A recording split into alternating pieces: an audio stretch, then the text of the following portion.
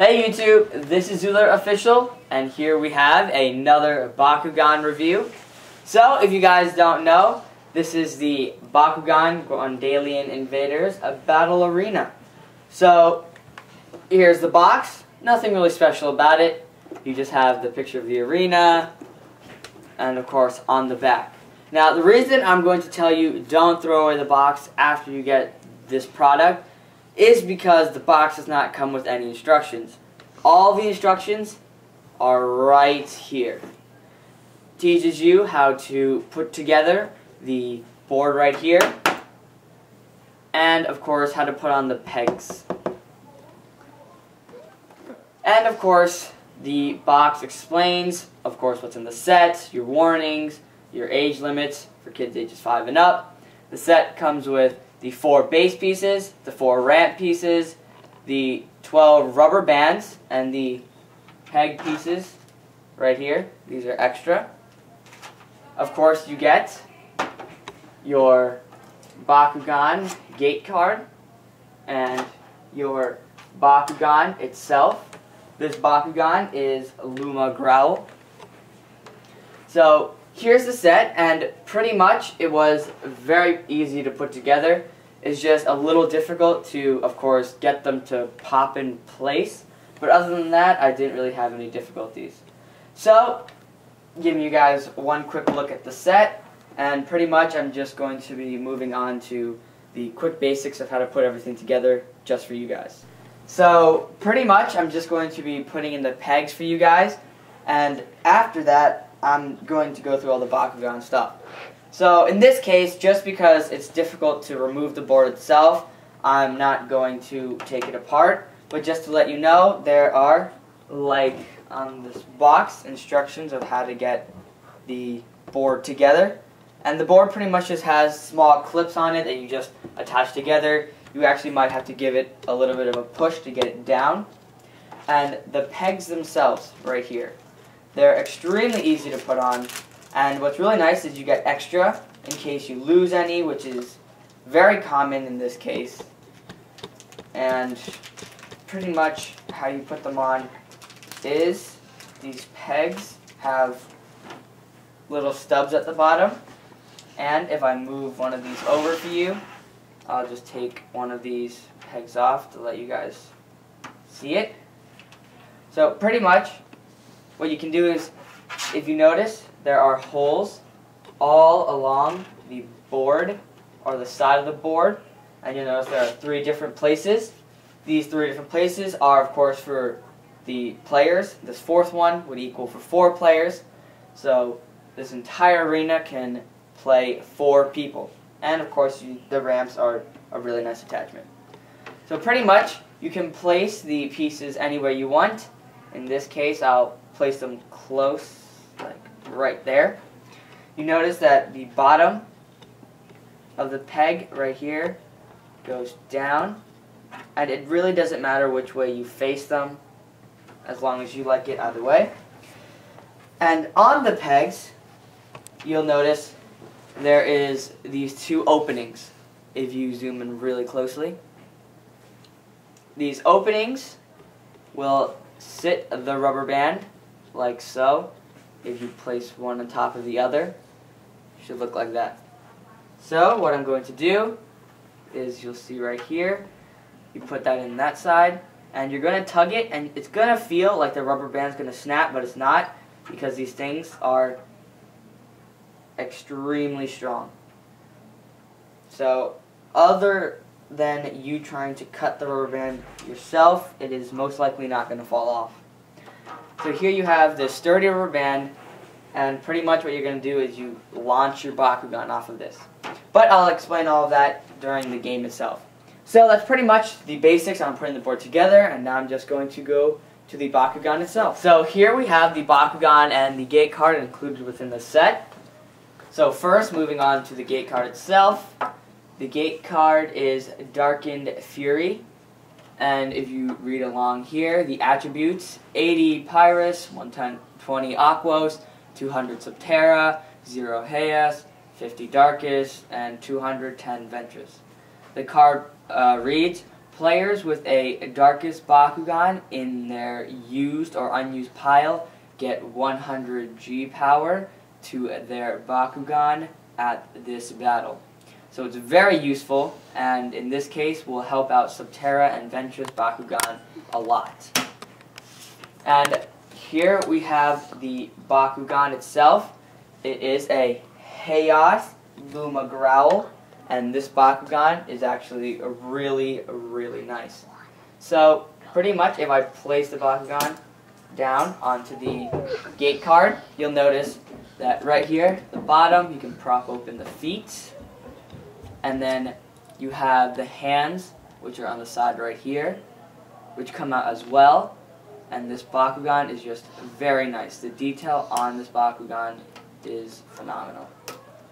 So here you can see the Bakugan reads 700 Gs, and it looks really nice with the tails on the back, and of course you have the design of the head.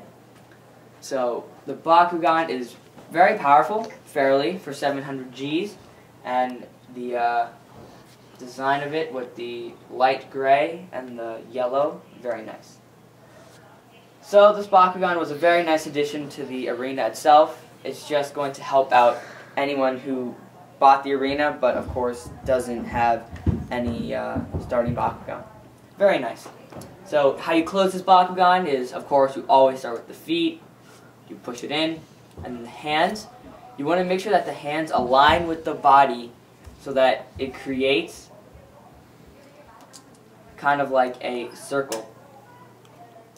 And what you do from there is there'll be this back piece right here. It's kind of flimsy. It just moves up and down. And you want to make sure that's facing down, because if it's up and you try pushing it in, this piece could break off, and that will not be a very good thing. So what you want to first do is push down the head, push in that entire first half, and what you want to do is place the back piece over the head, and you take the side pieces and just clip them in.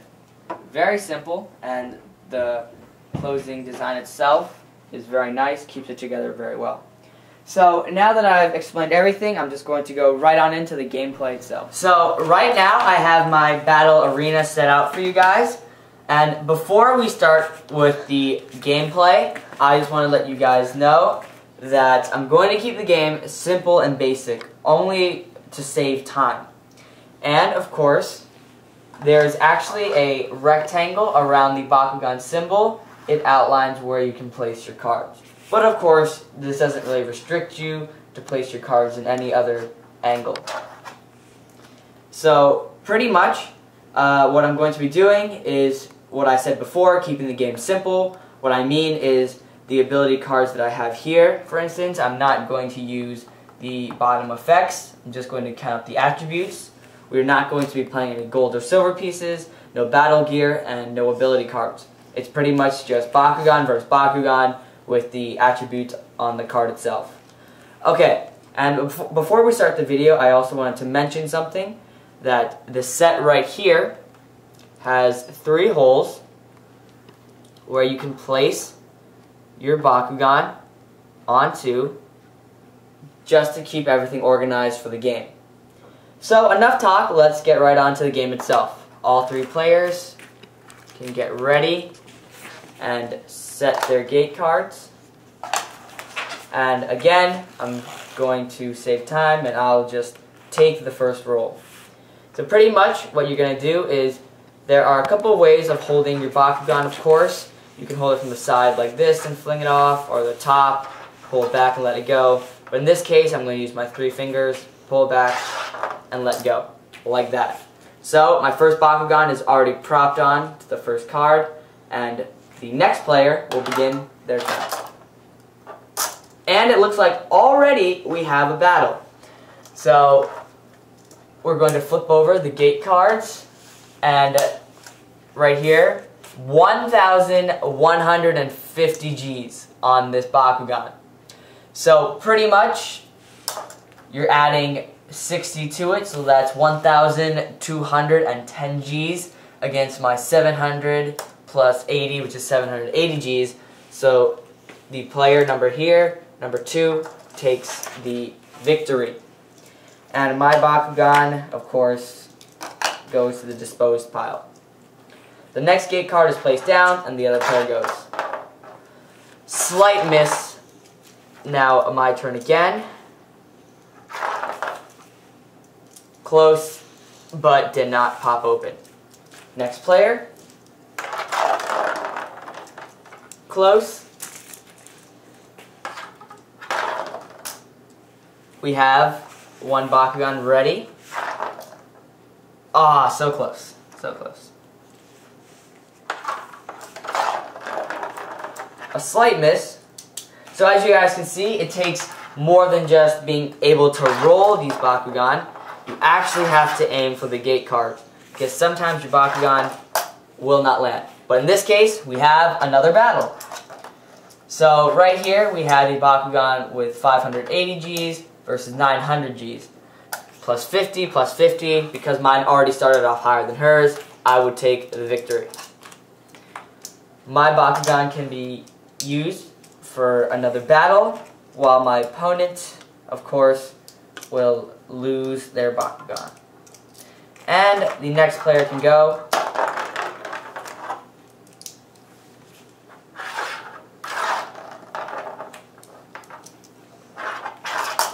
Again, I've landed on my gate card. We have another land, a slight miss, and another battle. Okay, so right here we have Mutant Tailene and Mercury Dragonoid up against each other. This is the Pyrus, which adds 0, and this one reads 700 Gs. This one reads 680, and it's a Chaos, also adds 0, so the Mutant Tailene would take the victory. The gate card goes to, of course, the disposed pile, and my Bakugan can no longer be used during the game. Another gate card will be placed down, and another Bakugan rolled onto the field. Now I have my last Bakugan on the battlefield.